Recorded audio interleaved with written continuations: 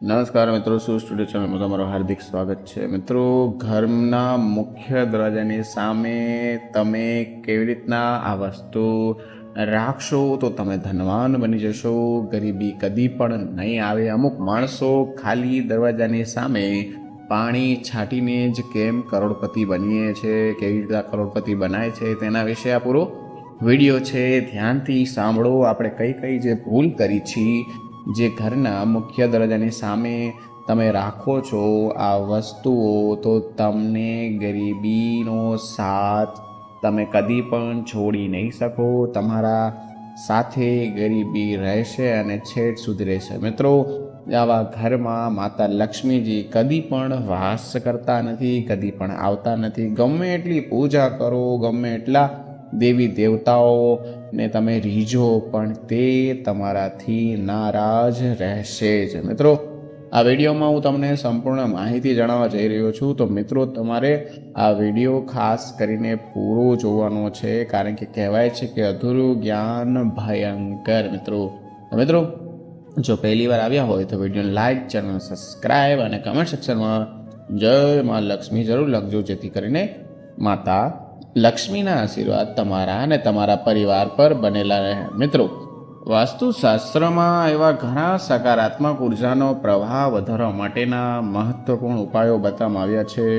જો તમે એને અનુસરશો, તેનું ધ્યાન રાખશો, તે મહત્વ જાણશો, તો મિત્રો કદી પણ તમારા ઘરમાં ગરીબી નહીં આવે. મિત્રો, વાસ્તુશાસ્ત્ર અનુસાર જોઈએ તો ઘરનો દરેક ભાગ સકારાત્મક અને નકારાત્મક ઉર્જાનો સંચાર કરે છે.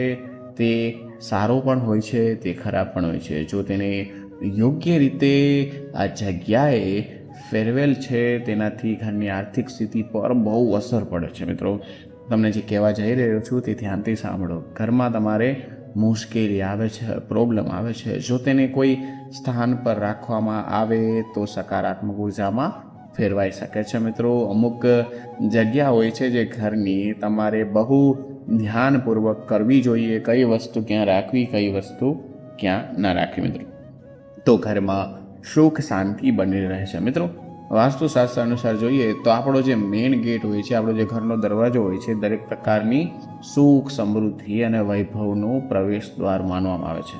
હા મિત્રો, તે જ દરવાજો છે, ત્યાં સુખ પણ આવે છે, સમૃદ્ધિ પણ આવે છે, દુઃખ પણ આવે છે, નકારાત્મક વસ્તુ પણ આવે છે. મિત્રો, અને જો તેની દિશા ખોટી હોય અથવા સામે કોઈ તમે એવી વસ્તુ રાખી દીધી, તો મિત્રો સમજો કે તે વસ્તુ જેના કારણે જ નકારાત્મકતા ફેલાય છે, પરેશાનીઓ આવે છે, ગરીબો થઈ શકો છો, રોગો ઘરમાં પ્રવેશ કરે છે. મિત્રો, વાસ્તુશાસ્ત્રમાં ઘરના મુખ્ય દરવાજાને વધુ મહત્વપૂર્ણ માનવામાં આવે છે.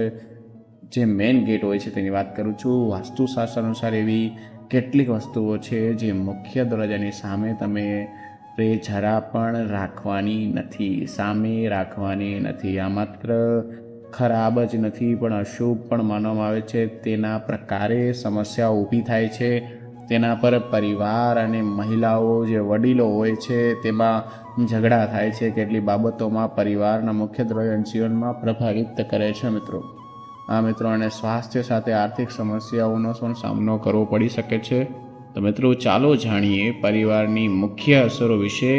શું અસર પડે છે જ્યારે તમે દરવાજાની સામે આ બધું રાખો છો, તેને અશુભ માનવામાં આવે છે. પરંતુ મિત્રો, હજી વાર વિનંતી કરું છું, જો વિડીયોમાં તમે પહેલી વાર આવ્યા હો, ચેનલમાં પહેલી વાર આવ્યા હો, તો વિડીયો લાઈક, ચેનલ સબસ્ક્રાઈબ અને કમેન્ટ સેક્શનમાં જય મા લક્ષ્મી જરૂર લખો, જેથી કરીને માતા લક્ષ્મીના આશીર્વાદ સદા તમારી પર બનેલા રહે.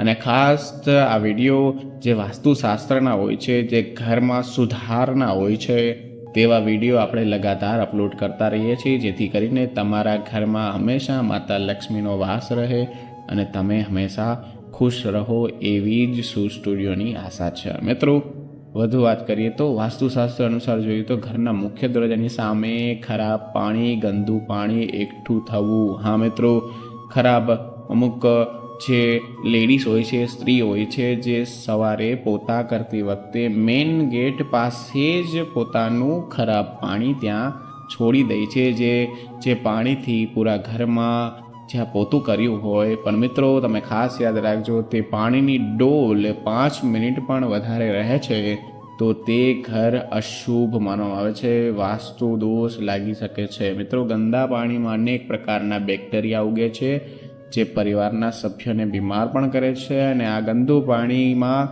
વાસ્તુ દોષ પણ લાગે છે. પણ કદી પણ તમારે ખરાબ પાણી હોય છે, જે ગંદુ પાણી હોય છે, તે તમારે રાખવાનું નથી. ખાસ કરીને હું તમને જે દિશા કહું છું, જે ગંદુ પાણી પશ્ચિમ દિશામાં જમા થાય તો ધનનું નુકસાન થવાનો ભય રહે છે, ડર રહે છે. મિત્રો હવે વાત કરીશું જે ઘરમાં અમુક લેડીઝ હોય છે જે કાંટાવાળા છોડ રાખે છે. આ મિત્રો કાંટાવાળા છોડ ઘણી વખત લોકોના ઘરની સુંદરતા વધારવા માટે બધા રાખતા હોય છે, પણ મિત્રો આવું બિલકુલ ન રાખવું જોઈએ, કારણ કે કાંટાવાળા છોડ તમને ઘરના મુખ્ય દરવાજા પર રાખો તો તે મુશ્કેલી સર્જાઈ જાય છે, પ્રોબ્લેમ સર્જાઈ જાય છે. કારણ કે મિત્રો કાંટાવાળો છોડ તમારા પરિવારના સભ્યમાં પરસ્પર જે પ્રેમ હોય છે, એકબીજા પ્રત્યે જે પ્રેમ હોય છે, તે ઘટી જાય છે. આ મિત્રો જે વ્યક્તિ કાંટાવાળા છોડ દરવાજા પાસે કે ત્યાં ગમે ત્યાં સુશોભન રીતે રાખે છે તેની વાત કરું. સાથે જ મિત્રો શત્રુઓ જે હોય છે, દુશ્મનો જે હોય છે, તેની સંખ્યા વધી જાય છે. તેથી મિત્રો કદી પણ કાંટાવાળો છોડ તમારે મુખ્ય દરવાજા પર રાખવાનો નથી. હા મિત્રો, અને ઘરમાં પણ નથી રાખવાનો. તમે બહાર ઓસરીમાં બહાર ક્યાંય રાખી શકો છો, પણ ઘરની અંદર નહીં. મિત્રો ઘરના મુખ્ય દરવાજાની સામે તમારે તુલસીનો છોડ કે સુગંધિત ફૂલ લગાવવા જોઈએ. હા મિત્રો, તે બહુ શુભ કહેવાય. તે જો દરવાજાની આસપાસ પણ તમે રાખો છો તુલસીનો છોડ અથવા સુગંધી ફૂલ, તો મિત્રો તમારા ઘરમાં કદી પણ ગરીબી આવતી નથી. તો તમારા ઘરમાં વાસ્તુ દોષ હશે તે તરત તેનો નિકાલ થઈ જશે. મિત્રો દરવાજાની સામે તમે એક ભૂલ પણ કરો છો. અમુક માણસો હોય છે જે વાળતા જેનો કચરો, જે ડસ્ટબિન હોય છે, જે આપણે જે કચરો સંગ્રહ કરવાનો ડસ્ટબિન હોય છે, તે કદી પણ તમારે મુખ્ય દરવાજાની પાસે રાખવાનું નથી મિત્રો. કારણ કે એનાથી શું થશે તો કે તમારામાં ધનની હાનિ થશે. તમે ગમે એટલું ભેગું કરશો પણ થશે નહીં, કારણ કે ધનની ખોટનું સૂચક માનવામાં આવે છે ડસ્ટબિન. તમારે આવું ના કરવું જોઈએ. ડસ્ટબિન હંમેશા તમારે, હું તમને કહું કે ઘરના જે ઉત્તર દિશા હોય છે ત્યાં તમારે કદી પણ ડસ્ટબિન રાખવાનું નથી. હા મિત્રો, ડસ્ટબિન રાખવાથી આ દિશામાં શું કહેવામાં આવે છે કે આ દિશા જે મેં તમને કીધી તે દિશા દેવી દુર્ગા માટે શુભ માનવામાં આવે છે. ત્યાં તમે આ કચરા જેવી ડોલ રાખશો તો માતા લક્ષ્મીને નારાજ થઈ શકે છે. મિત્રો યાદ રાખજો, મેં તમને જે દિશા કીધી છે તે આ દિશામાં દુર્ગા દેવી માનું તમે આગમન થાય છે ઘરમાં, તેની સ્થાપના કરો તો વધુ સારું મિત્રો. અને લક્ષ્મીની દિશા પણ તેને માનવામાં આવે છે. મિત્રો આગળની વાત કરીએ, તમે ત્યાં પણ ઇલેક્ટ્રોનિક પોલ છે કે ઘણા ઘરોની સામે ઇલેક્ટ્રોનિક પોલ હોય છે જે દરવાજા હોય છે ત્યાં, પરંતુ વાસ્તુ અનુસાર તે પરિવારના સભ્યમાં પ્રગતિના અવરોધ ઊભા કરે છે. તમારે દરવાજા પાસે કોઈ પણ જાતના હોલ્ડર કે એક સોકેટ તમારે રાખવાના નથી. કોઈ પણ થાંભલો પણ રાખવાનો નથી. મુખ્ય દરવાજામાં હંમેશા તમારે એક વાતનું ધ્યાન રાખવાનું છે. મિત્રો આગળનું તમને જણાવું તો ધ્યાનપૂર્વક સાંભળો. મિત્રો નંબર 5 છે કે વૃક્ષ છોડ ઘરના મુખ્ય દરવાજાની સામે ઝાડ છોડ તમારે નથી રાખવાના.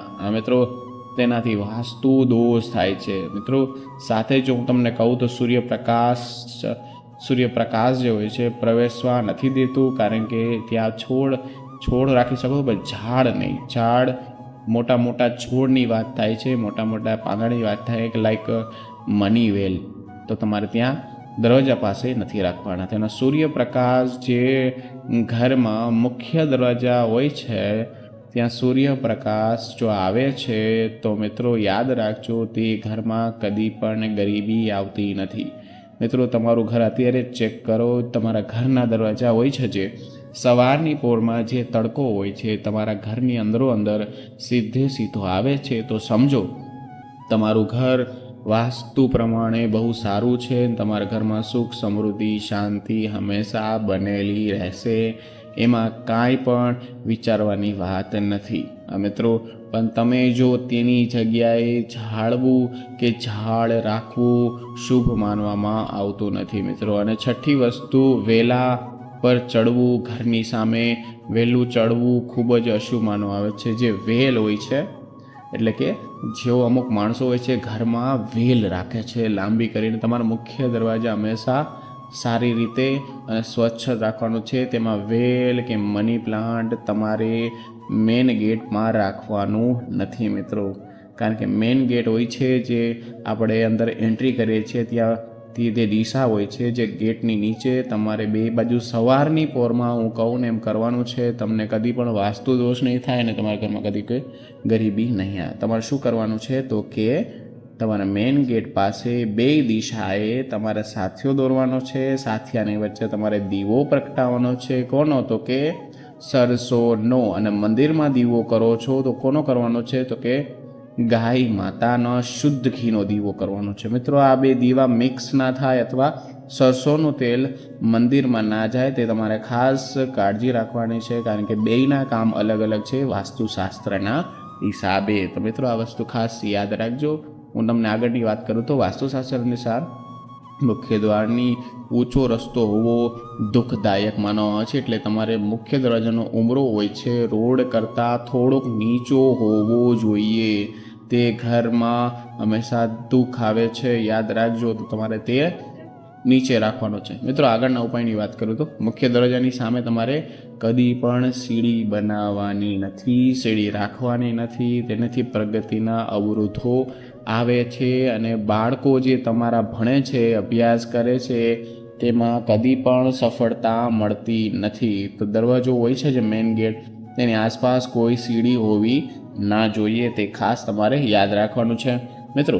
આગળના ઉપાયની વાત કરું તો મુખ્ય દરવાજાની ઉપર માતા લક્ષ્મીની તસવીર કે તમારે કોઈ પણ જાતનું ચિત્ર મુખ્ય દરવાજામાં લગાડવાનું જોઈએ. હા મિત્રો, કારણ કે તમે આ માતા લક્ષ્મીને જ્યારે તમે મુખ્ય દરવાજામાં પ્રવેશ દ્વારમાં તમે રાખો છો તો તેનાથી શુભ કોઈ વસ્તુ નથી. કારણ કે માતા લક્ષ્મીની તસવીર હંમેશા ઘરની અંદર રાખવાની છે, બહારની તરફ નહીં મિત્રો. એ ખાસ એક નોંધ છે, તમારે યાદ રાખવાની છે. માતા લક્ષ્મી સાથે જોડાયેલ તમામ વસ્તુઓ તમારે અંદર રાખવાની છે, કોઈ દરવાજાની બારોબાર નહીં. તમે મિત્રો કોઈ પણ જાતની નકારાત્મક વસ્તુ રોકી હોય તો તમે છે ને હનુમાનજીના જે પંચમુખી હનુમાન છે ત્યાં તમે ગેટ ઉપર રાખશો અને અંદર માતા લક્ષ્મીનો ફોટો અથવા કોઈ ચિત્ર અથવા મૂર્તિ રાખશો તો તમને પ્રગતિ થતાં કોઈ રોકી શકશે નહીં મિત્રો. આ ખાસ વસ્તુ તમે યાદ રાખજો મિત્રો. આગળનું જોઈએ તો ઉમરા વચ્ચે ક્યારેય પણ તમારે બેસવું જોઈએ નહીં. ખાસ હું સ્ત્રીઓને કહેવા માગું છું, જે સ્ત્રીઓ ફ્રી થઈને નવરા થઈને ત્યાં બેસે હોય છે સાંજે, આનાથી તમારા ઘરમાં બરબાદી આવી શકે છે. એવું માનવામાં આવે છે કે જે કોઈ ઘરના ઉમરા પર બેસે છે એને આવનારા સમયમાં કોઈ ખરાબ અને ગંભીર બીમારી થાય છે.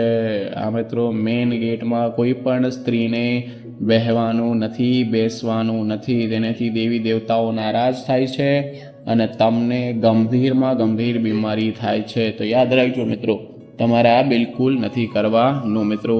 આનાથી શું થશે તો કે માતા લક્ષ્મીના જેટલા માર્ગ છે તેમાં અડચણ આવે છે અને તમને પાપના ભાગીદાર બનો છો મિત્રો. આ હતો પૂરો વિડીયો, જે તમારે મેઇન ગેટમાં શું શું કરવાનું છે તો તમને ફાયદો થશે, શું શું નથી કરવાનું, તેનાથી શું નુકસાન થશે તેના વિશે આ બધું શું સ્ટુડિયો તરફથી આ વિડીયો અમે બનાવ્યો છે. તો મિત્રો ખાસ યાદ રાખો, અને કોઈ પણ જાતનો પ્રશ્ન હોય તો નીચે કમેન્ટ સેક્શનમાં અમને પૂછી શકો છો, અમે એનો આન્સર જરૂર આપશી. તો મિત્રો હવે મળીશું નવા વિડીયો નવા ટોપિક સાથે. ત્યાં સુધી બધાને મારા રાધે રાધે.